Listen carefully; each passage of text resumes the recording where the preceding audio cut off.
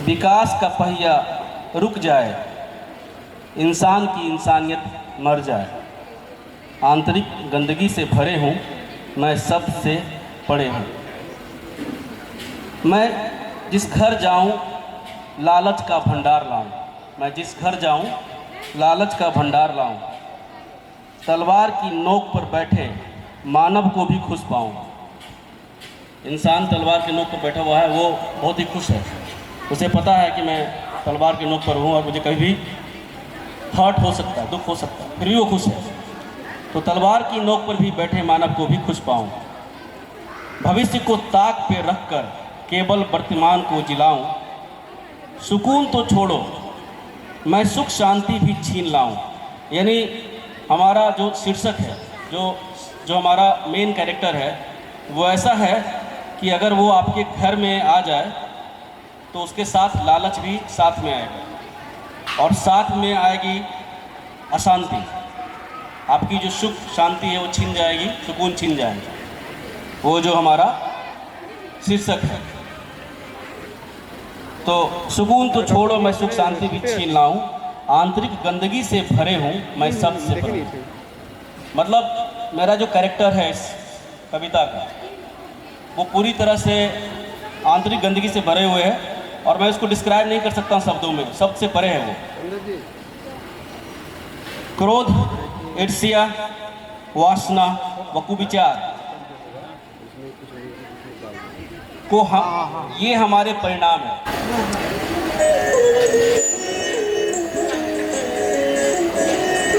ये वीडियो यहीं से बनाएंगे क्या? आजकल के बिल्डर भैया, आजकल के बिल्डर, आजकल के बिल्डर भैया, आजकल के बिल्डर।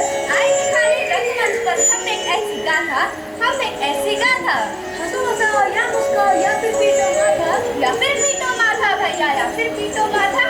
आए दिखाने रंगमंच पर हम एक ऐसी गाथा, हम एक ऐसी गाथा। अरे अरे, क्या दिखाने की बात चल रही है? और ये माथा पीटने की बात क्या हो रही है? क्या हो गया? अरे जो हो गया उसकी तो बात ही छोड़ो, अब देखो आगे आगे होता है क्या। क्या हो गया? ऐसे कहने से मुझे रही हो तो तुम लोगों को कुछ भी नहीं पता? नहीं। कहाँ से आ रहे हो तुम लोग? हम लोग तो कृष्णा पार से आ रहे हैं। और क्या करने गई थी वहाँ? हम लोग तो मेला देखने गए थे। तो देखो यहाँ पे झमेला। फिर पहले कुछ साफ साफ बताओ, क्या झमेला है? तो सुनो रे सभी, सुनो रे सभी, सुनो जो भी दास सारी गणित निराली बात। जाने कैसे आ गया है कृष्णदेव का राज? कृष्णदेव का राज? हाँ, कृष्णदेव का राज। कृष्णदेव, वो नगर का राजा। अरे हाँ वही। कृष्णदेव का राज? कैसी बेफिक्र की बातें कर रही हो? कुछ लगा वगा के तो नहीं आ गए? कहीं आगे के कागज खाने से तो भाग के नहीं आए? क्यों, तुम्हें ऐसा क्यों लगता है? अरे बाबा, कृष्णदेव का राज, वो भी फेसबुक और टिकटॉक के जमाने में, ऐसा तो हो ही नहीं सकता। मगर मान लो ऐसा हो जाए, जरा कल्पना तो करके देखो, जरा सोचो तो सही। इस 21वीं सदी में कृष्णदेव का राज बड़ी मजेदार कल्पना है। सच। कैसा होगा उसका प्रशासन, कैसा होगा उसका दरबार और उसका रौतान? अब तुम ही कुछ बताओ ना बहन। अरे यही दिखाने रंगमंच पर आए हैं आज। जाने कैसे कैसे पापड़ मेरे राजों के सरदार। धर्मशाला की बनने की है ये नई कहानी। देखो कैसे कृष्णदेव को याद आएगी नानी। आजकल के बिल्डर भैया, आजकल के बिल्डर, आजकल के बिल्डर भैया, आजकल के बिल्डर। बेचारा कृष्णदेव, ऐबरा ये कृष्णदेव कहाँ गया? एक बार मैं ट्राई करके देखता हूँ। बेचारा कृष्णदेव। कृष्णदेव यहाँ नहीं है। कृष्णदेव इस साल की किताब से लापता हो चुका है। वाह, अरे लापता लेडी और लापता राजा। ऐ विराट, तू पिछले साल की किताब लेकर आ, शायद कृष्णदेव उसी में होगा। ऐसे कैसे लापता हो गया? क्या हुआ, मिला? हाँ मिल गया। बेचारा कृष्णदेव, बेचारा कृष्णदेव, गमहीन राजा गमों के बाढ़ में डूबा हुआ था, अपनी माँ के यादों में डूबा हुआ था, हो गया था जिंदगी से बेजार, हुआ था इतना बेशुमार, खोया हुआ था यूं ही एक रात, तभी हुई ऐसी बात, मानो देख रहा हो ख्वाब, सोचा माँ के बने यादगार, मगर एक ऐसा चमत्कार जिसका ना हो कोई जवाब, दुनिया में हो बेमिसाल। बस फिर क्या था, बुलवाया दरबार और अपने शाही मंसूबों पर किया इजहार और करा ऐलान कि बनवाया जाए धर्मशाला, बुलाई जाए कारीगर और फनकार जो मेरे सपनों को करे साकार, और बुलवाई गई स्टेट की प्रीमियर श्रेया मैडम, जो वही उठा दिन में हो नक्शा तैयार। और 8वें दिन तक कब शुरू हो जाए, शाही खजाना खोला जाए, कोई रुकावट ना आए। अब और वक्त ना गवाइए, जाइए जाइए काम कर लग जाइए। श्रेया मैडम हुई कुछ परेशान, तभी नजर आया प्रिय सुधीर, जिसको देख के आया इत्मीनान। अब हम चलते हैं, आगे क्या होगा आप वही देखे श्रीमान। आजकल के प्रिंटर भैया, आजकल के प्रिंटर, आजकल के प्रिंटर भैया, आजकल के प्रिंटर। तुमने सुना राजा साहब कहते हैं कि एक धर्मशाला बनवाएंगे। कहते हैं कि दुनिया का सबसे यूनिक मेमोरियल होना चाहिए। बहुत बड़ा खेल लगता है मैम। सो तो है, अगर ठीक से खेला जाए तो अरबों तक जा सकता है। It's a game of 100 millions. अरे मैडम, मेरा तो सुनकर ही दिमाग खराब हो गया। बच्चे हो सुधीर, बैठ जाओ, ठंडा पानी पियो। ये वक्त दिमाग घुमाने का नहीं, दिमाग को घोड़े से दौड़ाने का है। ये वक्त है सोचने का कि अब आगे क्या किया जाए। पर मैडम, हमारी तो किस्मत ही खुल गई जो इतना बड़ा प्रोजेक्ट हमारे हाथ लगा। हंसो मत सुधीर, तुम एक सरकारी नौकर हो और एक गवर्नमेंट सर्वेंट को इसमें इतना शोभा नहीं देता। मैम, समझो कोड ऑफ कंडक्ट की बात है। सोचो लोग क्या सोचेंगे कि एक सरकारी नौकर इतनी मौज और मस्ती में रहते हैं, इससे हमारी बदनामी होती है। हाँ मैडम, जमाना ही ऐसा है। आजकल तो ईमानदार आदमी खुलकर हंस भी नहीं सकता। अच्छा बताओ क्या कह रहे थे? मैडम, मैं ये कह रहा था कि कितने किस्मत की बात है जो इतना बड़ा प्रोजेक्ट हमारे हाथ लगा, वरना इतने दिनों से तो हम यूं ही सके बैठे थे, कुछ काम ही नहीं आ रहा था। हाँ सही है, सही है। उस लाल किले के एक्सटेंशन के बाद तो कुछ काम ही नहीं मिल रहा था, और वो भी कितना छोटा सा था, सिर्फ 10-15 लाख का था। क्यों? हाँ मैडम, पर आपकी कड़ी मेहनत से वो पूरा प्रोजेक्ट 6 करोड़ में पूरा हुआ। हाँ भाई, अब क्या करें, हमने हमारी कड़ी मेहनत की इतनी ही जो तनख्वाह मिलती है। मुझे अपनी दोनों बेटियों की शादी जो करवानी थी, लाल किले के एक्सटेंशन में दोनों बेटियों की शादी निपट गई। बड़ा पुण्य का काम किया आपने। बहाना मत बनाओ सुधीर। मैडम, आप तो सब जानती ही है, सब आपकी ही कृपा है। बस ये समझिए कि सब कुछ मिला जुला कर दोनों बच्चों का एडमिशन प्राइवेट स्कूल में हो जाए। Very good, very good. अच्छा जानते हो, राजा साहब चाहते हैं कि 7 दिन के अंदर में ही धर्मशाला का नक्शा हो जाए। 7 दिन में काम शुरू? क्यों मजाक करती हो मैडम? आजकल कोई किसी चपरासी को चाय पिलाने को बोल दे तो 7 दिन में चाय भी नहीं आती, और साल भर तो फाइल बनाने में लग जाती है। और मैडम, अगर इतनी जल्दी काम शुरू होगा तो मेरा क्या होगा? मुझे तो इस बार मकान बनवाना है। सो तो मुझे भी बनवाना है। रिटायरमेंट जो करीब आ रहा है, इस प्रोजेक्ट का कुछ तो प्रोग्रेस दिखाना होगा। क्या करें? मैडम, अगर देखा जाए तो काम तो शुरू हो चुका है। अच्छा वो कैसे? देखिए, अभी आप मुझे प्रोजेक्ट के बारे में बता रही थी, ब्रीफ कर रही थी। मैडम, ये काम ही तो है, मतलब काम शुरू हो चुका। शाबाश, बहुत समझदार हो गए हो सुधीर। ऐसी ही कड़ी मेहनत और ईमानदारी से काम करोगे तो बहुत ऊपर तक जाओगे। मैडम, मैं तो बस आपके रास्ते में चलना चाहता हूँ। Very good, very good.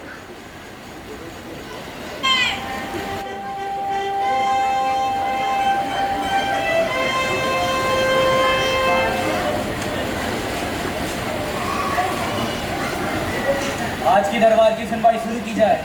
महाराज, चीफ इंजीनियर श्रेया मैडम आपके दरबार में आने की अनुमति चाहती हैं। इन्हें जल्दी बुलाया जाए। प्रणाम महाराज, प्रणाम। आइए श्रेया मैडम, आइए। आपकी प्रतीक्षा थी। आज 7 दिन पूरे होने जा रहे हैं। फरमाइए, काम की क्या तरक्की है? पूरी स्कीम तैयार हो चुकी है सरकार। स्कीम? कौन सी स्कीम? मेरा मतलब है प्लानिंग हो चुकी है। मतलब नक्शा बन गया? हाँ, बस यही समझ लीजिए। अब सचमुच बड़ी काबिलियत है मैडम। धन्यवाद सरकार। आइए जरा हम भी तो देखें क्या नक्शा लेकर आई हैं आप, जो मेरी माँ की याद सदियों तक बरकरार रखे। गौर फरमाइए सरकार, जान काम क्या लगती है इस नक्शे को बनाने में। मुझे आपसे यही उम्मीद थी श्रेया मैडम। ना खाया ना पिया, बस इसी काम में लगे रहे हम। ये कैसा नक्शा लेकर आई हैं आप? मुझे तो समझ में नहीं आ रहा, ये है क्या चीज़? सरकार, ये आपके धर्मशाले को जमीन पर लाने का पहला कदम है। मगर ये तो लगता ही नहीं किसी इमारत का नक्शा। हाँ सरकार, ये इमारत का नक्शा नहीं है। तो ये है क्या? ये है आपके धर्मशाले का पर्ट चार्ट। PERT chart? यानी? Project evaluation and review technique. आप अनुमति दो तो मैं इसे समझाऊं। अरे क्या अनुमति श्रेया मैडम, हमने आपको धर्मशाला का नक्शा बनाने के लिए 7 दिन दिए थे। 8वें दिन से तो काम शुरू हो जाना था। गलती माफी सरकार, काम तो शुरू हो चुका है। हो चुका? कहाँ? सरकार, ये काम ही तो है। मगर ये तो चार्ट वार्ट है। चार्ट नहीं, बर्थ चार्ट। हाँ हाँ वही। हाँ, अगर आप मुझे परमिशन दे दे तो मैं इसे समझाऊं। बताइए। ठीक है, ये है आपके धर्मशाले के पूरे होने का सपना। ये है आपका ऑर्डर और ये लीजिए धर्मशाला तैयार। ये सब लाल लकीरें क्या है? ये है क्रिटिकल पार्ट। क्या? Ready ready. सरकार, क्रिटिकल पार्ट यानी कांटों से भरी रोड जिसमें आपको चलना होगा और एक एक कदम सोच कर रखना होगा। ये देखिए पहला पड़ाव, the DCCG, the Dharamshala corporation construction group. ये क्या मुश्किल है? सरकार, रात दिन सोचने के बाद मैं इस निष्कर्ष पे पहुंची हूँ कि इतनी बड़ी धर्मशाला बनाने के लिए एक अलग कॉर्पोरेशन होना जरूरी है। अब आप इस PWD को तो जानते ही हैं, उन्हें काम सौंपा तो कब नंबर आएगा, कब फाइल बनेगी, इसलिए सोचा क्यों ना एक अलग कॉर्पोरेशन बना लूं जो सिर्फ और सिर्फ धर्मशाले का काम करे। हाँ, बात तो ठीक कही है। धन्यवाद सरकार, मैं तो पूरा एस्टिमेशन और जस्टिफिकेशन भी ले आई हूँ। अगर आपके हस्ताक्षर मिल जाते तो काम शुरू हो। ठीक है मैडम, अगर आप इसे सही समझती हैं तो मैं इस पर साइन कर देता हूँ। धन्यवाद सरकार। सरकार, ये औरत तो बहुत चालाक नजर आती है। हाँ, कितनी चालाकी से कॉर्पोरेशन का प्रस्ताव लेकर आ गई। ये श्रेया मैडम चाहेगी कि कॉर्पोरेशन का चेयरमैन उन्हें बना दिया जाए। चेयरमैन कभी नहीं, पर चेयरमैन तो पार्टी का ही आदमी बनता है। चेयरमैन नहीं, चेयरपर्सन कहो। अरे क्या हो रहा है? सरकार, मैं तो कहता हूँ कि चेयरपर्सन आके मुंह बोले बेटे तारा सिंह को बना देना चाहिए। हाँ जरूर, आजकल तारा सिंह ही चलती है ना। हाँ, बात तो ठीक कही है। तारा सिंह को वैसे भी कोई काम नहीं रहता है। वह दिन रात बाग में बैठे ऊर्जा काले गावा गाते रहता है। नेटफ्लिक्स पे रंगों खाने की ट्रिक्स देखते रहता है। मुझे तो डर है कहीं बॉलीवुड वाले उसे उठा ना ले जाए। हाँ हाँ सरकार, तारा सिंह को चेयरपर्सन बना देते हैं। और मैनेजिंग डायरेक्टर? श्रेया मैडम को ही मैनेजिंग डायरेक्टर। गलती के लिए माफी सरकार, पर डायरेक्टर की पोस्ट सरकारी में से होनी चाहिए। हाँ, बात तो ठीक कही है, लेकिन धर्मशाला का सारा काम श्रेया मैडम देख रही है। कहीं उन्हें बुरा ना लग जाए। उन्हें ग्रेड प्रमोशन दे देंगे और डेजिग्नेशन वही रहने देंगे। चलिए ठीक है, आप सब जैसा सही समझे। मैं तो बस एक ही चीज जल्द से जल्द बड़ी देखना चाहता हूँ, मेरी माँ की यादगार धर्मशाला।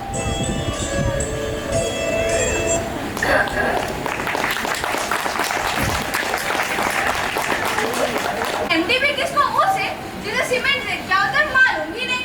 अरे मैम, हमारे लिए तो अच्छा ही है। क्या अच्छा है? ईमान नाम की भी कोई चीज होती है। पूरा आइडिया मेरा था और मैं वहीं की वहीं रह गई, चीफ इंजीनियर की चीफ इंजीनियर। इन दरबारियों में तो ईमान नाम की कोई चीज ही नहीं है। हाँ मैडम, ईमानदारी तो रह ही नहीं गई है।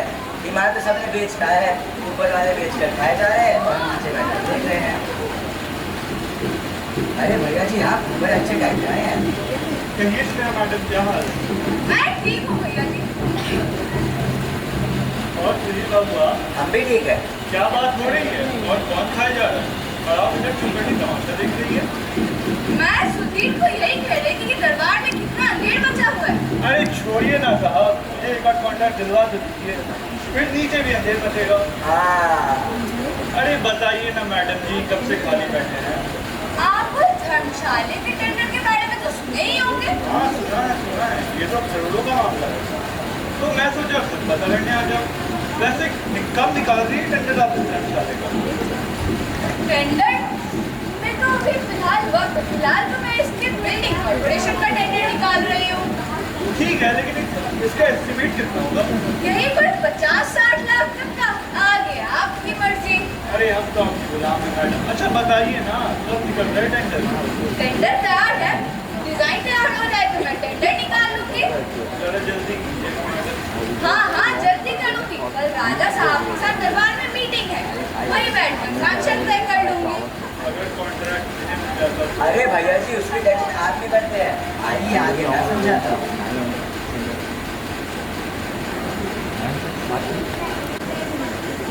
अच्छा तो ये चुटकुला सुनिए, उस लड़की को क्या कहते हैं जो कभी हसीना हसीना।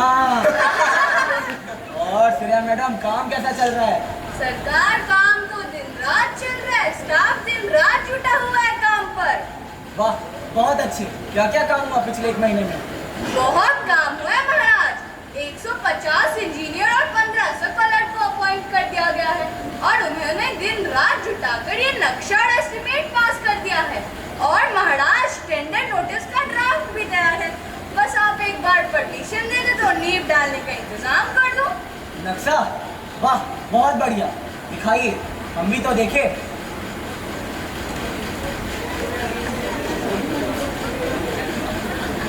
गौर फरमाइए सरकार। ये कैसा नक्शा है? ये कमरे, ये हॉल, ये बाथरूम, तो किसी कार्यालय का नक्शा लग रहा है। बिल्कुल ठीक फरमाते हैं सरकार। ये कैसा मजाक है? धर्मशाला के नाम पर आप एक दफ्तर बना रही है, मेरी माँ की आदेश दफ्तर के नाम पर रहेंगी। नहीं सरकार, इसमें तो मैं और मेरे स्टाफ रहेंगे। ये कैसे बेकार की बातें कर रही हैं आप? सरकार, ये धर्मशाला का नक्शा नहीं है। तो ये धर्मशाला का नक्शा नहीं है? नहीं सरकार, ये तो मेरी बिल्डिंग है। मेरा मतलब है धर्मशाला की बिल्डिंग। गलती माफी सरकार, ये तो धर्मशाला के कंस्ट्रक्शन कॉर्पोरेशन का ऑफिस बिल्डिंग है। Office building? उसकी क्या जरूरत? सरकार, याद कीजिए उस बर्ड चार्ट की लाल लकीरें। हाँ। सरकार, ये वही बिल्डिंग है जिसमें सारे स्टाफ रहेंगे। इतने सारे स्टाफ हैं और वह दिन रात बैठे बैठे सैलरी खाए जा रहे हैं। अच्छा। सरकार, मैं तो कहती हूँ कि आप जल्द से जल्द मुझे सैंक्शन दे दो तो मैं सिंगल टेंडर पर काम शुरू करूँ। अरे श्रेया मैडम, मैं सैंक्शन तो दे दूं, मगर आप काम तो शुरू कीजिए। जरूर सरकार, इधर ऑफिस उधर धर्मशाला। मगर जरा जल्दी कीजिए। जी सरकार। एक बार इसमें देख तो लेते, पता नहीं क्या किसी को मारी गई श्रेया मैडम। हाँ सही है, क्या पता कर पैसे को लेके कोई दिक्कत ना अटके। देखिए, अब मेरी जिंदगी का केवल एक ही मकसद रह गया है, वो है धर्मशाला, और मैं इसमें कोई भी रुकावट पसंद नहीं करूँगा। पैसे की कोई भी कमी नहीं होनी चाहिए, समझ गए आप लोग? जी सरकार। बधाई हो श्रेया मैडम। बधाई तो आपको भैया जी, कॉन्ट्रैक्ट जो आपको मिला। अरे वो तो आपके रहते हैं। पता है, सिंगल टेंडर दिया है आपको और पेमेंट भी एडवांस। अरे जानता हूँ सब आप ही की शुक्रबान मैडम। मैं तो सोचा सीधा आपके घर चला जाऊँ, आपको एडवांस दे देते। पता चला आप यहाँ पर है, इसलिए आ गया। अच्छा तो लीजिए। अरे भैया जी, इसकी क्या जरूरत थी? अब तो काम शुरू हो चुका है, ये सब तो होता रहेगा। सुधीर, वैसे ऑफिस बिल्डिंग का तो हो गया, अब आप धर्मशाला के बारे में क्या सोच रही हैं? बस सोच रही हूँ कि कोई अच्छी साइट मिल जाए तो काम शुरू करूँ। आपके ध्यान में है कोई? प्लॉट? कितना बड़ा प्लॉट चाहिए? यही कोई 15-20 एकड़ का। 15-20 एकड़ का? हाँ, ये थोड़ी ना इतना छोटा प्रोजेक्ट है। तो मैं आपको एक प्रस्ताव दूं क्या? हाँ क्यों नहीं। आपको याद होगा मैडम, मैंने इसका जिक्र पहले भी किया था।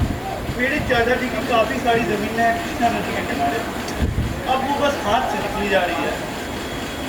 कैसे भैया जी? अरे क्या बताए सुधीर बाबू, हमारे चाचा जी बूढ़े क्या हुए, नज़र ही नहीं रख पाए ज़मीन पे। अब वहाँ सारे झुग्गी झोपड़ी वाले आके बस गए हैं और हटने का तो नाम ही नहीं लेते हैं। इस वजह से कोई ज़मीन भी नहीं खरीदता और चाचा जी बड़े परेशान रहते हैं।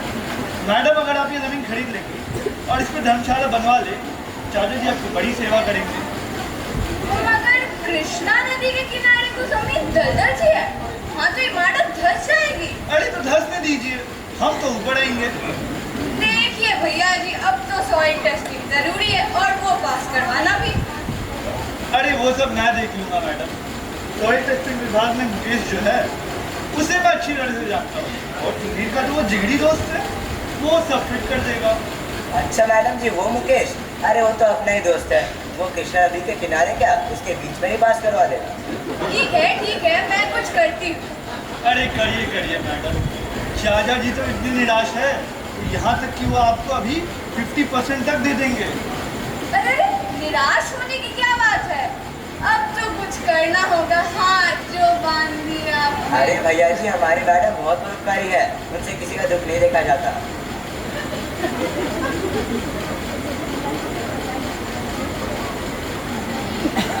देवराज पधारे हैं।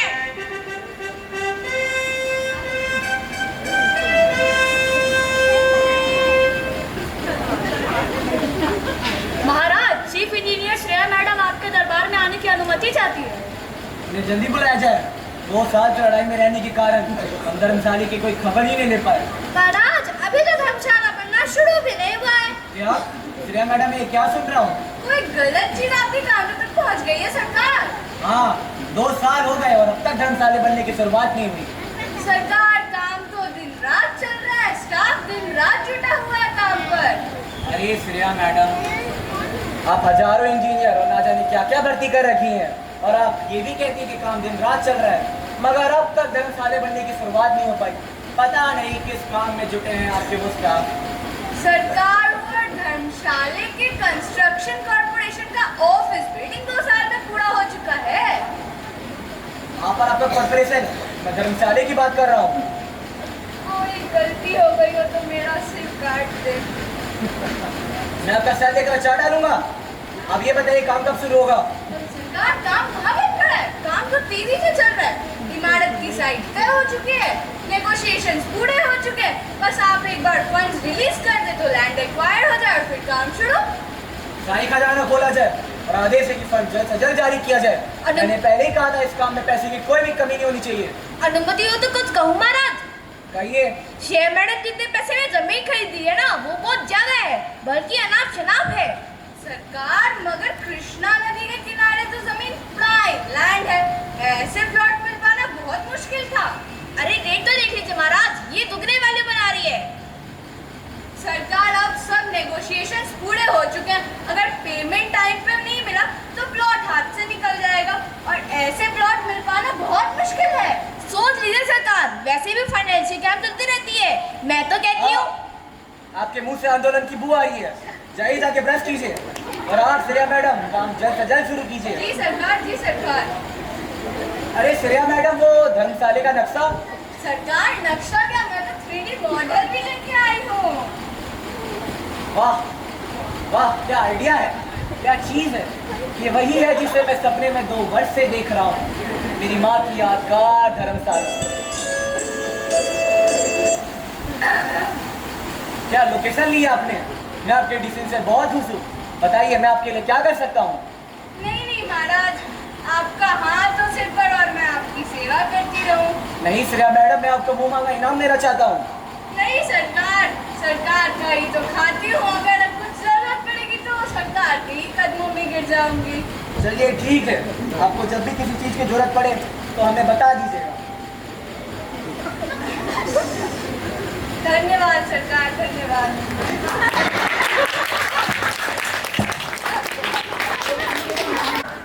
और क्या हाल है?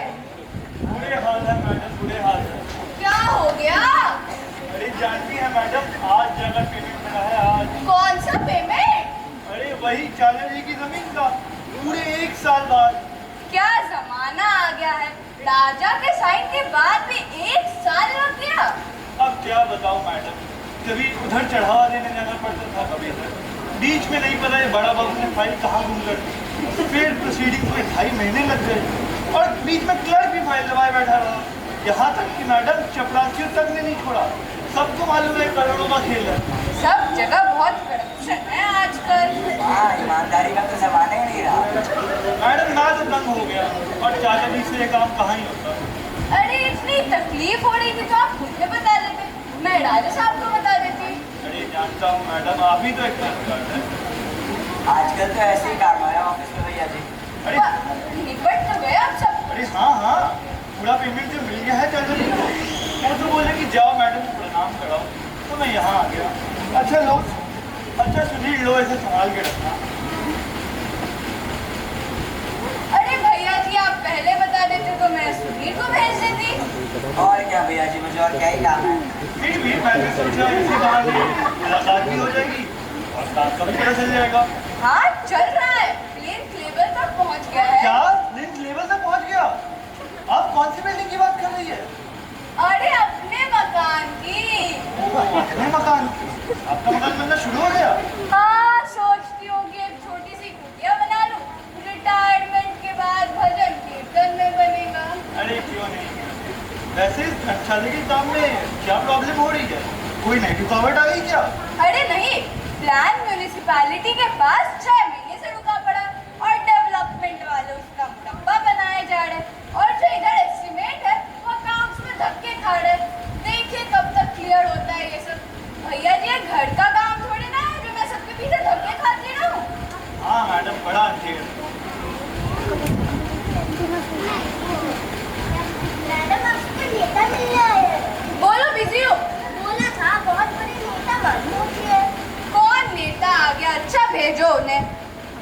अच्छा मैडम, चलता हूँ, फिर मिलूंगा। अच्छा आते।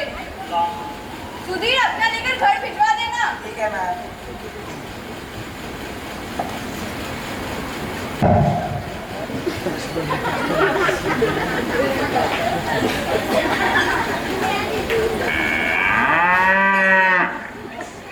बड़ा दुर्गंध। बाहर गाय क्यों मार के रखा है बे? सुधीर कहाँ है? हाँ, सुधीर का है। हाँ, भाई में क्या लगाई लूं? गोबर माँ। नमस्कार मैडम। सुरेखा मैडम आप है ना? हाँ मेरे ख्याल से मैं ही हूँ। गजब गजब। नमस्कार मैडम, नमस्कार। नमस्कार, आइए बैठिए और बताइए क्या सेवा कर सकती हूँ मैं आपकी। अरे सेवा तो करेंगे हम, आपकी जनता के सेवक जो ठहरे।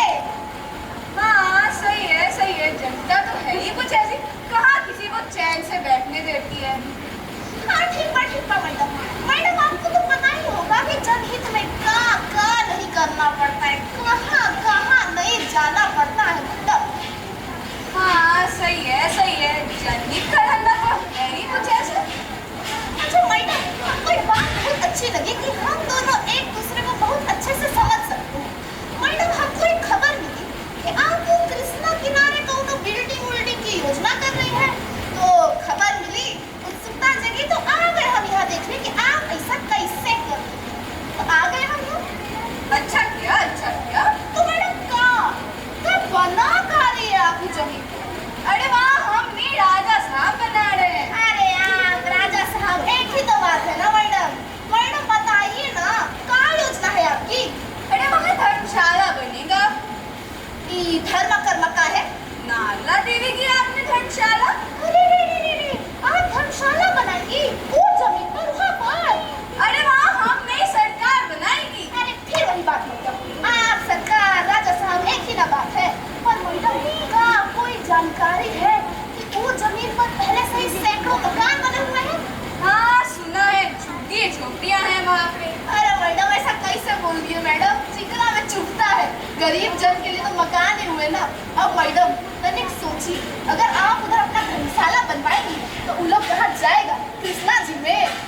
अरे वो इलीगल कंस्ट्रक्शन है। चीन में बोलिए मैडम, चीन में बोलिए। ऐसा कैसे बोल दिया आप मैडम? गरीब लोग, शोषित वर्ग कहाँ जाएगा बोलिए बिस्तर उठा के? आपको कुछ ना कुछ इंतजाम तो करना ही पड़ेगा। करेंगे इंतजाम? कैसा इंतजाम? कुछ मुआवजा तो देंगे ना, बताइए कितना देंगे? पहले इलीगल कंस्ट्रक्शन करें, फिर एनक्रोचमेंट करें, फिर मुआवजा मांगे। इन लोगों को तो जेल भेज देना चाहिए। अरे मैडम, तनिक शांति रखिए मैडम, शांति रखिए। गुस्सा करने से किसी का भला हुआ है? और मैडम आप इन्हें जेल दीजिए, उन गरीब जनों को, वो शोषित वर्ग कहाँ जाएगा? Slum area madam, slum area. अरे नेताजी, ये तो सोचिए, अगर वहाँ पे धर्मशाला बनेगा तो कितने सारे लोगों को काम मिलेगा, रोजगार मिलेगा। अरे कार है तो ये क्यों नहीं सोचता कि वहाँ धर्मशाला बनाएगी तो उन लोग बेघर हो जाएगा, विस्थापित हो जाएगा। कैसा ललटॉप आदमी बैठाएगा, पंखा कहीं का। मैडम हमको सही में बताइए कि इन विस्थापित हो रहे गरीब जनों को वापस बसाने की क्या योजना है आपकी? कोई योजना नहीं है। और आप क्या कहना चाहती हैं? मैडम हम आपसे ये कहना चाहते हैं कि हम आपको गरीब जनों पर अत्याचार करने नहीं देंगे, जानिए आप। धमकी देती है? क्या करेंगे? हम सत्याग्रह करेंगे, धरतल्ला चलो करेंगे। धर्मतल्ला, बिरयानी। चुप रहो सुधीर। हम अनशन करेंगे। पहले आप हमारी ताबूत खुदवानी होगी, फिर दिखाइएगा अपना धर्म कर्म। भ्रष्टाचार की यह जाति नहीं चलेगी, अरे नहीं नेताजी, चलेगी। रुकिए, आराम से नेताजी, बैठिए। क्यों हम धर्मशाला बनवाएंगे? अरे नेताजी, आप हमें बताइए, आप जनता की सेवक है कि नहीं? हाँ है, बिल्कुल है, जनता की सेवा। अरे तो हमने क्या कुछ बात किया है? हम क्या आपकी जनता नहीं हुए? सुधीर बाबू, आप हमसे ये लगी लिपटी बातें नहीं कर सकते। आप बौखा है तो बौखा समझेगा। हमको सब पता है क्या चल रहा है। क्या जानती हैं? वही कि भैया जी के साथ, चाचा जी के साथ कितना उठना बैठना हो रहा है आपका। अरे आप तो जनता की सेवक है, आपकी सेवा करना तो हमारा फर्ज बनता है। हाँ आप जनता की सेवा करती है, आपकी सेवा करना तो हमारा फर्ज बनता है। बताइए क्या सेवा कर सकते हैं हम आपकी? अब आए ना लाइन पर। देखिए हम तो ठहरे जनता के सेवक, अपने लिए कुछ नहीं मांगे, बस इन विस्थापित हो रहे गरीब जनों के लिए एक जमीन कौन सी जमीन? मेरी है, पास में ही है। आपके? अब मैडम आपसे कहाँ छुपा है, चाचा जी के साथ मेरी भी जमीन है, वहाँ झुग्गी झोपड़ी वाले आके बस गए, हटने का तो नाम ही नहीं लेते। मैडम हमको जब पता चला चाचा जी के बारे में, हम भी सोचे कि जमीन को भी कहीं बेच के लैच ले। तो ये बात है। अब मैडम आपसे कहाँ छुपा है, हमको जब पता चला भैया जी के बारे में, हम भी सोचे प्रीति गंगा में हाथ धोने क्यों ना। हाँ मैं कोशिश करती हूँ। अरे करिए मैडम करिए, आप चाहेंगी तो सब होगा। मैं भैया जी से ज्यादा सेवा करूंगी, जनता की सेवा हूँ ना।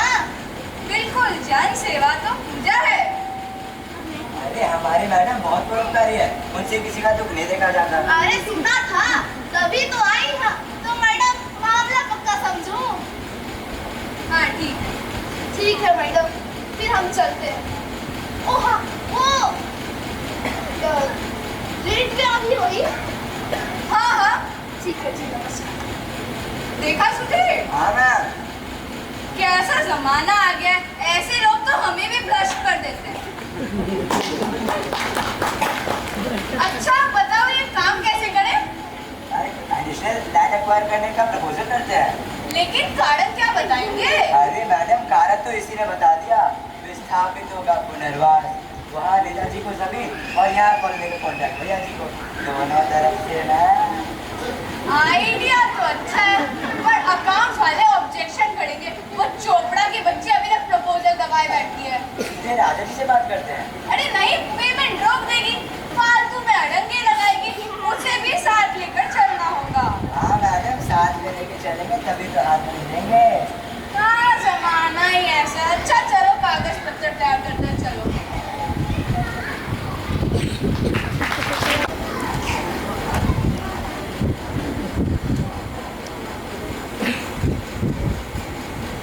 क्या खबर लाई है सिने मैडम, और काम कैसा चल रहा है? सरकार की खूब ख्याति फैले, काम तो दिन रात चल रहा है। हाँ वो जानता हूँ, पिछले 5 सालों से काम दिन रात ही चल रहा है, मगर अब तक इमारत बनने की शुरुआत नहीं हो पाई। राम जाने क्या काम हो रहा है। सरकार सब तैयारी हो चुकी है, बस आपके आदेश का इंतजार है। अब कौन सा आदेश? इस पर मंजूरी देते हुए काम शुरू। कॉलोनी ये क्या है? ये कैसे बताऊं सरकार, ये धर्मशाला बनाना आसान नहीं है, कांटों से भरी रहा है ये। हम सब किन मुश्किलों से काम कर रहे हैं सरकार। काम कर रहे 5 साल हो गए और अब ये नई कहानी। अरे सरकार बस ये कॉलोनी बसा लो फिर काम शुरू। कॉलोनी ये क्या है? अरे सरकार, जिस जमीन पर धर्मशाला बनेगी वहाँ झुग्गी झोपड़ियाँ हैं, उन्हें हटाकर कॉलोनी बसा लो फिर काम शुरू। अरे कुछ फौजी को बेचकर जमीन खाली करवा देता हूँ। अरे नहीं नहीं सरकार, मीडिया वाले और पार्टी वाले आ जाएंगे, उन्हें भी देना पड़ेगा। क्या देना पड़ेगा? मेरा मतलब है जस्टिफिकेशन। ये आपकी माँ की यादगार है, यहाँ लाठीबाजी ठीक नहीं, विस्थापितों की बद्दुआ लगेगी। अच्छा लीजिए मंजूरी और काम शुरू कीजिए। जी सरकार, अभी से अभी से। कॉन्ट्रैक्ट भैया जी को ही मिलेगा। हाँ कुछ तो करना पड़ेगा, सिंगल टेंडर पे काम नहीं दे सकते। विजिलेंस वाले अपना शेयर बहुत बढ़ा देते हैं। मेरे रिटायर होने में अब 2 ही साल तो बचे हैं, किसी तरह काटना है। नहीं मैम, आपके बिना धर्मशाला कैसे बनेगा? आप ही तो है जो पिछले 8 सालों से धर्मशाला का काम संभाल रही है। 8 साल हो गए, वक्त कितनी जल्दी निकल जाता है पता ही नहीं चलता। मैडम आपसे कोई विजिलेंस वाले मिलने आए हैं। तो याद किया और हाजिर हो गए। सुधीर सर तुम दूसरे केबिन में बैठना।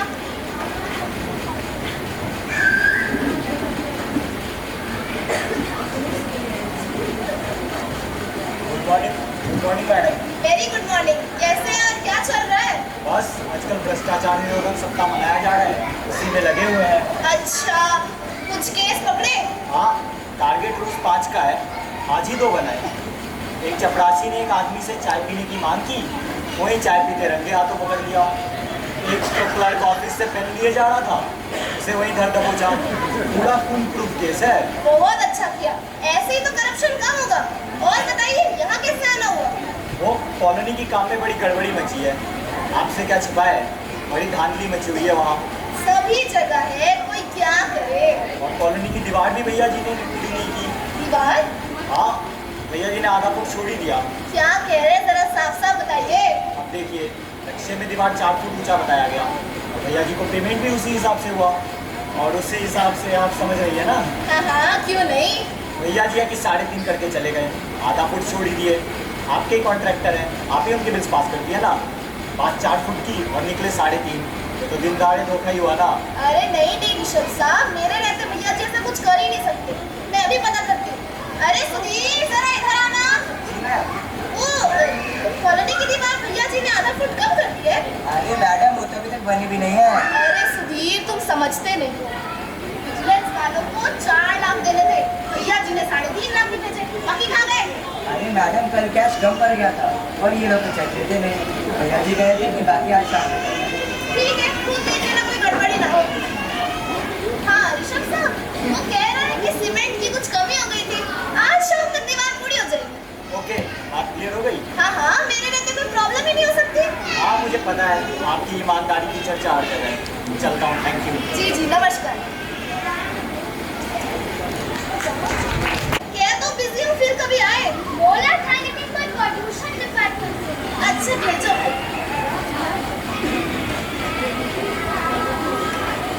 हेलो मैम, मैं पॉल्यूशन बोर्ड सेंटर से आई हूँ। आइए बैठिए, बताइए कैसे कष्ट किया। आपने जो धर्मशाला का नक्शा भेजा है, उसके बारे में आपको कुछ बताना था। बताइए। जैसा कि आप जानती हैं, जब तक पॉल्यूशन बोर्ड सेंटर सर्टिफाई ना करे, तब तक धर्मशाला का नक्शा पास नहीं हो सकता। सो तो है। कुछ क्लैरिफिकेशन चाहिए थे तो डिस्कस करने चली आई। पिछले 8 सालों से तो डिस्कस ही कर रहे हैं, आप भी स्पष्टीकरण ले लीजिए। मैं ये जानना चाहती हूँ कि इस धर्मशाला से कितना पॉल्यूशन होगा और इसका क्या डिस्पोजल होगा। आखिर रेसिडेंशियल एरिया में जो बन रहा है। धर्मशाला से पोल्यूशन? कैसा पोल्यूशन? देखिए, यहाँ पे 4 चिमनियाँ दिखाई गई हैं। चिमनियाँ? हाँ, चिमनियाँ, वो भी 4।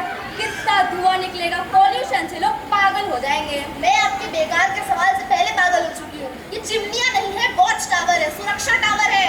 जो भी नाम दे, धुआं तो निकलेगा ही ना। देखिए मैम, ये धर्मशाला बन रहा है, कोई पावर हाउस नहीं बन रहा है। जो भी हो, मैं तो ये पक्का करना चाहती हूँ कि इस फैक्ट्री से कितना प्रदूषण होगा। फैक्ट्री? कैसे समझाओ, ये फैक्ट्री नहीं है। फैक्ट्री नहीं होती तो ये केस मेरे पास आता ही क्यों। खैर, इससे जो गंदा पानी निकलेगा उसे कहाँ डालें? कृष्णा रिवर में ही ना। नहीं, बिल्कुल नहीं। देखिए, यहाँ पे ड्रेनेज की सारी सिस्टम समझाई गई है, और कोई चाहती है तो बता दीजिए आप। मैम, आप तो खुद ही समझदार हैं। इतना बड़ा प्रोजेक्ट है, प्रदूषण वाले का भी तो कुछ हद बनना चाहिए ना। अरे सुधीर, जरा इधर आना। सुधीर, जरा इस प्रदूषण को भैया जी के पास ले जाओ और गंदे पानी की निकास की व्यवस्था समझा देना, समझ गए?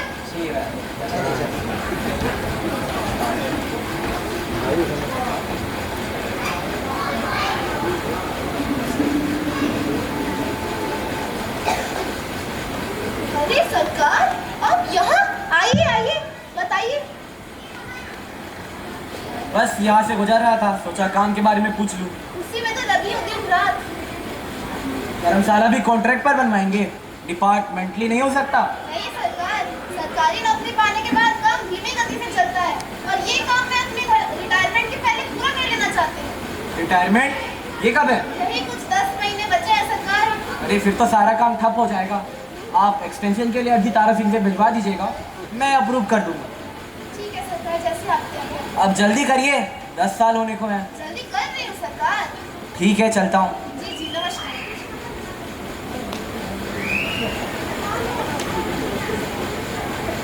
साहब नहीं जानते सरकारी काम कैसे होती है, आप गुस्सा ना करें। अरे संकी हो गया है बुढ़ा, जब सवार हो गई है। मैं गई वहाँ अपनी एक्सटेंशन की फाइल लेके, और वो मुझसे पूछता है, मैडम धर्मशाला का टेंडर कब निकलेगा? मन तो किया, वही फाइल फेंक दूँ। अच्छा ये सब छोड़िए, ये बताइए अकाउंट्स वालों से धर्मशाला का रिवाइज एस्टीमेट पास करा कि नहीं? अभी कहा, वही चोपड़ा की बच्ची तो बाहर बैठी है। भेजा था सुधीर को, गया था मीटिंग फिक्स करने, बस बताया नहीं क्या हुआ। बताओ क्या हुआ वहाँ? अरे मैडम, ये भी बहुत क्लेवर लेडी लगती है ना। ये भी? उसके साथ मुझे भी तो नहीं कह रहे हो ना सुधीर? अरे मैडम, सॉरी सर, इसके पीए से एस्टीमेट के बारे में पूछा तो कहता है लगाए हुए ऑब्जेक्शंस दे जाओ, अब जवाब बना कर लाओ। अच्छा, कहाँ है ऑब्जेक्शंस? बाहर एक ट्रक में लदे पड़े हैं, कुछ 15 लाख ऑब्जेक्शन है। बाप रे, इतना? वही तो, मैं तुझे पता था ऐसे ही कुछ होगा, इसलिए डायरेक्ट पूछ लिया इरादे क्या है। क्या बोलता है? कहता है 5% चोपड़ा नाम का और आधा % उसका। मानना है मानो, वरना दे फिर ऑब्जेक्शन का जवाब। 5%? इतना तो पुलिस भी नहीं मांगती। वही तो, मैं इतने साल से आपका पी हूँ, कभी कुछ मांगा, जो मिला ही मांग कर फिर तुमने क्या किया? मैं क्या कहता हूँ, ऑफिसरों की बात है, खुद ही तय कर लेंगे। क्या तय कर लेंगे? ये तो डंका डालने के बराबर है। अरे मान जाइए मैडम, कृष्णा जी में इतनी रेत है कि कितनी सीमेंट पड़ी किसी को पता ही नहीं चलेगा। आप हाँ कर दीजिए, मैं सब एडजस्ट कर दूंगा। मैडम आपकी कोई चोपड़ा मैडम मिलने आई है। आइए चोपड़ा मैडम आइए। कैसी है आप? बस खाली हाथ बैठी हूँ और क्या। क्यों, क्या हो गया? काम तो सब रुका पड़ा है, अभी तक एस्टिमेट पास नहीं हुआ है। पता चला काफी ऑब्जेक्शंस लगाए हैं आपने। ऑब्जेक्शंस नहीं लगाती तो क्या चंदन टीका लगाती? आपका प्लान ही ऐसा है, चारों तरफ संगमरमर लगाएंगे, लिविंग रूम में सोने चांदी का इंटीरियर। मुझे सब खबर है। आपको क्या लगता है सूखे सूखे पास कर दूंगी? अरे नहीं चोपड़ा मैडम, सूखे सूखे क्यों, हम हैं ना उस पे रंग डालने के लिए। और कोई दिक्कत हो तो बता दीजिए। नहीं, अब सारी बात क्लियर हो ही गई है तो केस डिक्लेयर कर ही देती हूँ। और याद आया, वो भी 6 के आइटम्स को भी जरा। हाँ हाँ, आप टेंशन मत लीजिए, मेरे रहते सब हो जाएगा। ठीक है, तो मैं चलती हूँ। जी जी, नमस्कार।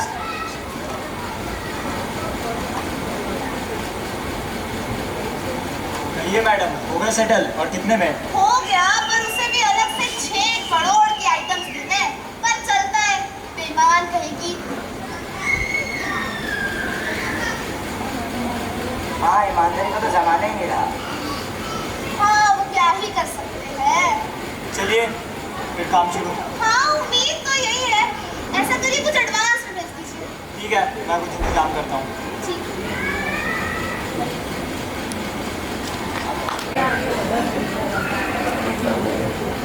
और श्रेया मैडम, काम कैसा चल रहा है?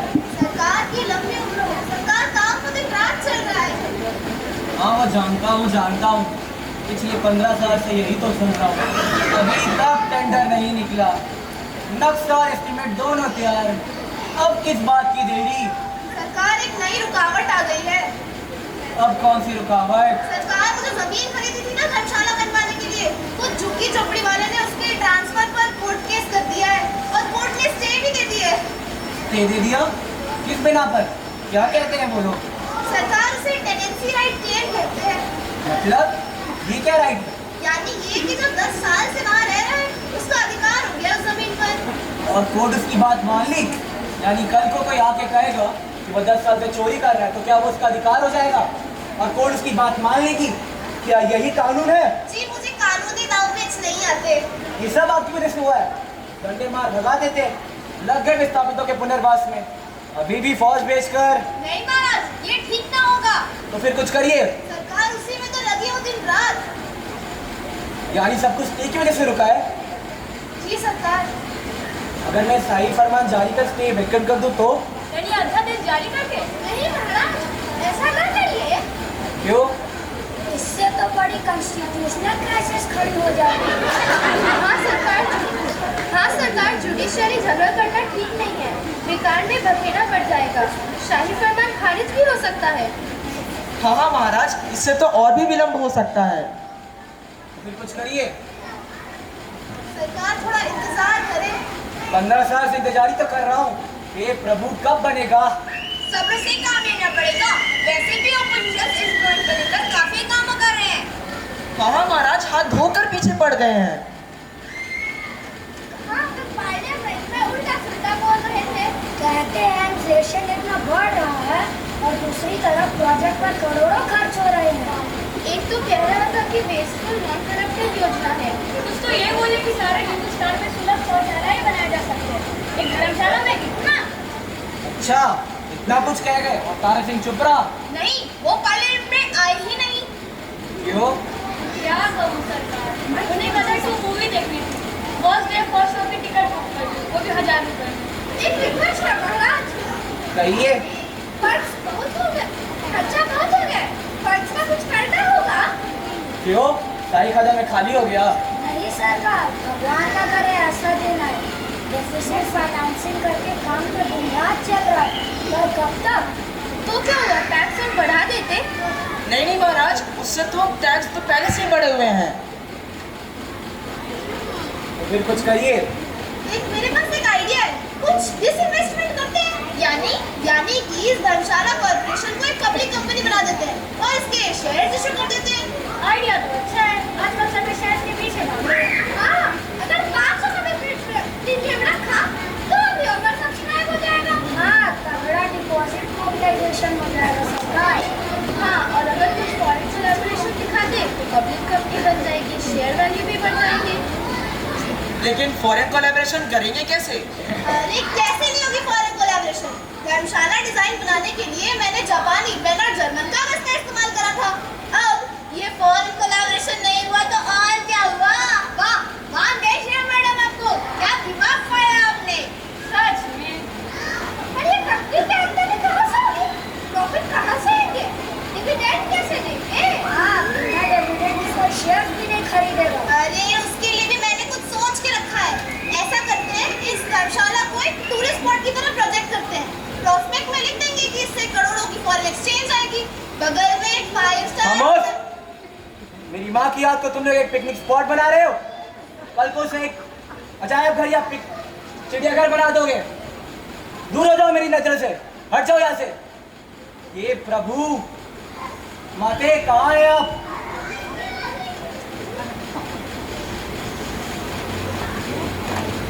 हमें अब क्या करना चाहिए? जैसे आप सब किया है। मेरे ख्याल से तो मैडम का प्लान ठीक ही है। हाँ, मेरे ख्याल से तो पब्लिक इशू निकाल ही दिया जाए। हम लोगों को भी कुछ प्रेफरेंशियल अलॉटमेंट होगा नहीं? हाँ, क्यों नहीं? पर ये इन्वेस्टमेंट की तरफ खुले धोखाधड़ी हुई ना।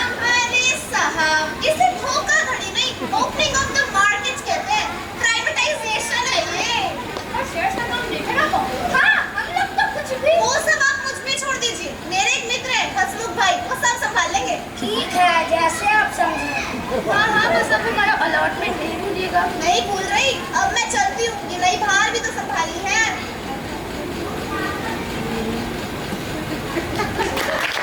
चेयरमैन के ऑफिस में, लेकिन दार सिंह तो भाग गया ठीक से कूदकर जान बचाकर, लेकिन एमडी साहब पकड़े गए और जम कर पिटाई।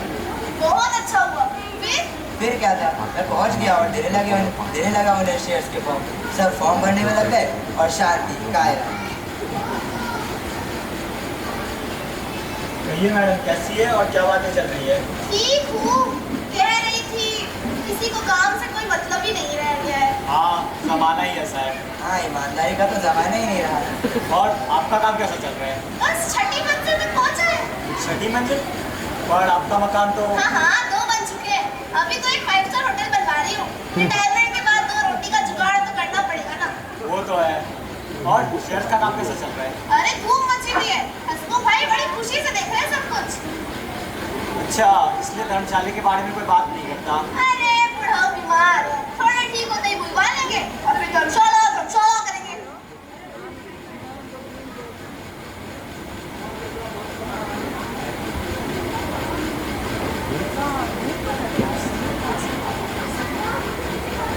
मैडम, दरबार से बुलावा आया है। देखा, मैं कह रही थी ना।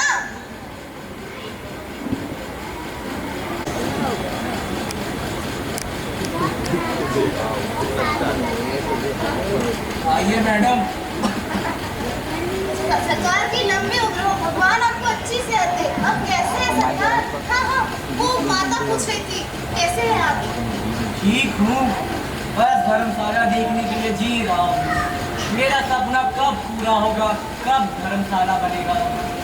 सरकार अब सब तैयारी हो चुकी है, बस आप अभी छोटी सी बाधा कर रही है। अब कौन सी बात है?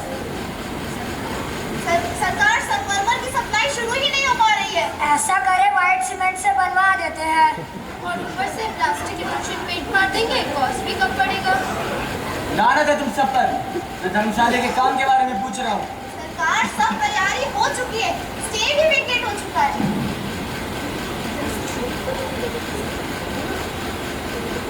सरकार, अभी तो पब्लिक इशू जारी होने की बात हो रही है। चुप हो जाइए आप सभी। हे भगवान, मैं नहीं सुन सकता। मैं क्या बोल रहा था?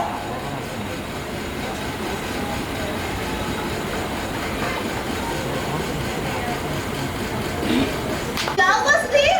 मैम, अरे क्या बकरी की तरह में कर रहे हो? बताओ क्या हुआ? अरे मैडम सब गड़बड़ हो गई। आज सुबह हसमुख भाई के घर पर रेड पर गई, काफी कैश निकला, सारे पेपर जब्त हो गए और हसमुख भाई को पुलिस ले गई है। उसमें परेशानी की क्या बात है? हसमुख भाई तो स्टॉक ब्रोकर है, जेल जाने की तो उनकी आदत है। अरे इसमें परेशानी की बात यह है कि उन पेपर्स में धर्मशाला के भी पेपर्स थे। अब हम भी एक्सपोज हो जाएंगे। क्या डरपोकों जैसी बातें कर रहे हो? हमने किया ही क्या है जो हम एक्सपोज हो जाएंगे? लेकिन मैम वो सारा धर्मशाला का पब्लिकेशन वो सब तारा सिंह के हस्ताक्षर से हुआ है। सारा अलॉटमेंट उसके हाथों से हुआ है। हम हैं सरकारी नौकर, महाराज के गुलाम। हमारा काम केवल ये है कि हम उनके आदेशों का पालन करें। तो हम कैसे जिम्मेवार हो सकते हैं? अरे मैडम सुनिए तो, स्टॉक एक्सचेंज का कमाल निकल गया।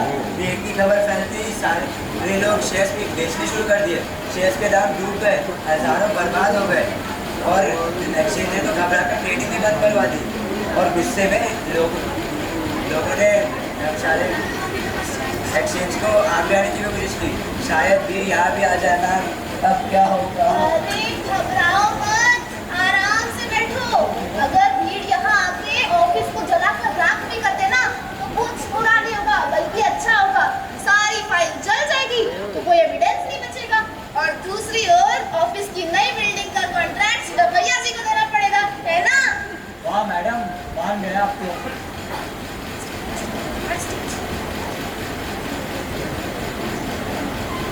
मैडम दरबार से बुलावा आया है। बोल दो, आ रही हूँ।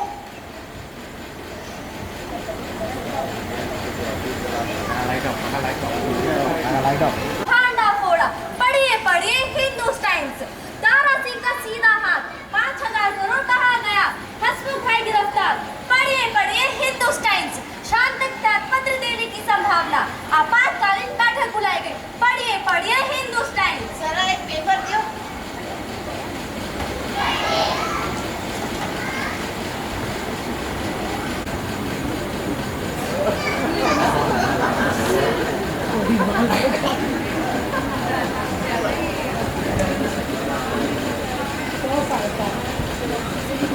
आइए मैडम आइए, राजिए, अब 20 साल होने को है। सरकार आपका आदेश सुनते ही दौड़ी चली आई। आपके दिन रात चल रहे धर्मशाला बनने के काम में कोई रुकावट तो नहीं पड़ी? आपकी गुलाम हूँ सरकार। चारों ओर क्या चल रहा है सुना तो होगा। जी कान में कुछ भनक तो पड़ी है। बस भनक सुनी नहीं रहेंगी। अरे मैडम, किस बवाल में पटक दिया हमें। माँ की यादगार की नींद भी नहीं पड़ी पर मेरे लिए चंदन की लकड़ी आ गई। अब आप ही बताइए आगे क्या करेंगी आप? सरकार आपको लंबी उम्र हो सरकार। आप जैसे सुचिंदर चैन से जीने दे तब ना। ऑपोजिशन वालों को मौका मिल गया, तो पहले भी इस प्रोजेक्ट के पीछे हाथ धो के लगे थे, अभी भी ऑपोजिशन वाले। हाँ, कल पार्लियामेंट में नो कॉन्फिडेंस का प्रस्ताव रखेंगे। पता है सब उन्हें वक्त पर बताएंगे। क्या बताएंगे मैडम ये लोग? आखिर मुझे तो बताइए, घोटाले का क्या चक्कर है? आखिर क्या बात हो रही है और क्या इरादे हैं आपके, और आगे आप क्या क्या करेंगे? सरकार मैं तो वही करूंगी जो हमेशा से करते आ रही हूँ। क्या? दिन रात काम। आप देखिएगा सरकार, रातों रात मामला कैसे शांत होता है। आखिर ऐसे एक रात में क्या हो जाएगा बताइए। ज्यादा कुछ नहीं, बस सूटकेस लेके फर्जी कॉल करूंगी अपोजिशन वाले के यहाँ, और फिर क्या वो हमारी तरफ और आपकी राजगद्दी सुरक्षित। आप आराम से रहिए सरकार, सुबह तक सब ठीक हो जाएगा। इस समय तो बहुत ज्यादा। हाँ हाँ, थोड़ा खर्च होगा मगर सब एडजस्ट हो जाएगा, आप चिंता न करें। बस आप मीडिया से ये कह दें कि हम स्कैंडल से खुद परेशान हैं। 50 दरबारियों की आयोग मीटिंग बुलवाई गई है सच्चाई पता करने के लिए। 50? हाँ सरकार, जब तक ये आयोग अपनी रिपोर्ट लिखेगी तब तक वैसे 10 धर्मशाले बन जाएंगे। एक तो बन नहीं रहा।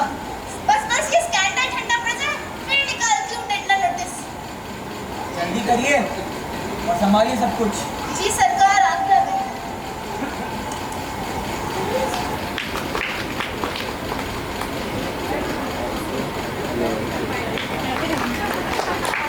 हाँ हाँ, रिटायरमेंट के बाद सिर छिपाने के लिए गांव में झोपड़ी तो होनी चाहिए ना। सो तो है, मैं भी 50 एकड़ में 2 मंजिल की एक झोपड़ी बनवा रहा हूँ। लेकिन मैडम आपने खुशी का कारण बताया नहीं। अरे तो ना भूल वही गए, है। आज हमारी कंपनी की सिल्वर जुबली है। Silver jubilee? एक यानी घंटा 25 होएगा साल हो जैसे। गए हमारे कॉर्पोरेशन को बने हुए। वक्त कितनी जल्दी निकल जाता है ना मैम। আমার অলরেডি কাজ আছে। आज वो दिन आ गया जब हम अपने धर्मशाला का टेंडर नोटिस जारी करने वाले हैं। सच में? ঠিক আছে। ये मैं क्या सुन रहा हूँ? आइए भैया जी, ठीक खुशी है। मनाइए, टेंडर निकलने वाला है। सच? मैडम की पिछले 25 सालों की कड़ी मेहनत और लगन का रिजल्ट है ये।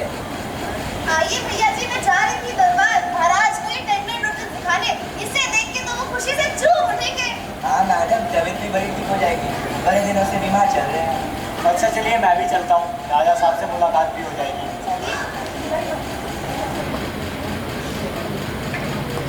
हे भगवान, क्या हो गया रे? अरे मैडम, ये तो अपनी माँ के पास चले गए। अरे राम, क्या हो गया? अब क्या करें? अब क्या ही कर सकते हैं, चलो सबको खबर दे। और टेंडर का क्या होगा? और इन फाइल्स का क्या करें? रख दो, फिर कभी काम आएगी। देखो सुधीर, मैं एक बात कह रही हूँ, ध्यान से सुन लो। वक्त गया, बात गई, पर हम नहीं जाएंगे।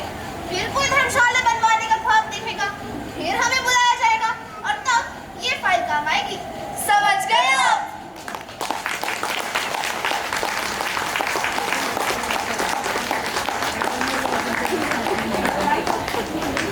कैरेक्टर और ऐसे ड्रामा प्रस्तुत कर पाए हैं। ये मैंने पहले ही कहा था कि कुछ नया करने के लिए पहल करनी पड़ती है, और इन्होंने बहुत ही अच्छी पहल की है। और आप जैसे दर्शक अगर हो ना, तो इससे बड़े बड़े प्रोग्राम हम कर सकते हैं। बहुत ही सुंदर दर्शक हैं आप, जोरदार तालियां दर्शक के लिए। मैं आपको पात्र से परिचय करवाना चाहूँगा कि जो हमारा ड्रामा था उसमें जो मेन कैरेक्टर हैं वो मैं सब बताना चाहूँगा। मैं जिनका जिनका नाम लूँगा वो बारी बारी से स्टेज पर आ जाएंगे। राजा का रोल में हर्षिल जी, आइए। ये राजा हमारे हैं, हर्षिल जी। चीफ इंजीनियर के रोल में श्रेया एंड हसी, आइए। तालियां होते रहे कलाकारों के लिए। उसके बाद कॉन्ट्रैक्टर के रूप में आदित्य, कॉन्ट्रैक्टर आदित्य। इंट्रोडक्शन जो आपने स्टार्टिंग में देखा वो करवाया गया था। कॉन्ट्रैक्टर में ऋषभ का भी नाम है, ऋषभ जी के लिए भी तालियां हो जाए जोरदार। और इंट्रोडक्शन में जो आपने देखा था स्टार्टिंग में, विराट, नैन्सी, मीका, शांभवी, शानवी, सारे लोग आ जाए। विराट, नैन्सी, मीका, शांभवी, शानवी, खुशी, आ जाए, सारे आ जाए। ठीक है, तालियां हो जाए इनके लिए। और हमारे जो पीए के जो रोल किए थे, जो आपके सामने चीफ इंजीनियर के जो असिस्टेंट साहब थे, वो आ रहे हैं। श्रेयस, आइए। ये हमारे, और इसके अलावा जो कैरेक्टर हैं वो हैं दरबारी के, जिसमें साक्षी, अभी, दिव्यांशु, परी, अक्षिता, संदीप, सारे लोग आ जाए। इन बच्चों का जोरदार मेहनत, और सबसे बड़ा चीज़ मैं फिर बोलूँगा, एक बार और जोरदार तालियां दीजिए पायल भाभी के लिए। जितना तालियां हैं कम है। मैं चाहूँगा कि पायल भाभी ही बताएं अपनी जर्नी। बहुत बहुत धन्यवाद आप सभी का। असल में ये स्टोरी मैं अजय शुक्ला की लिखी हुई है, और ये स्टोरी है ताजमहल का टेंडर। उसको मैंने बदल दिया, बस थोड़ी सी बदलाव किए, बाकी सब वैसे ही है। और बच्चों ने हमें बहुत ही मदद दी, आप लोगों ने बहुत मदद दिया, इसके लिए बहुत धन्यवाद। बच्चों ने बहुत मेहनत की है, इसके लिए बच्चों का मैं बहुत ही धन्यवाद करती हूँ। Thank you. थैंक यू बच्चों, थैंक यू सो मच। आप लोग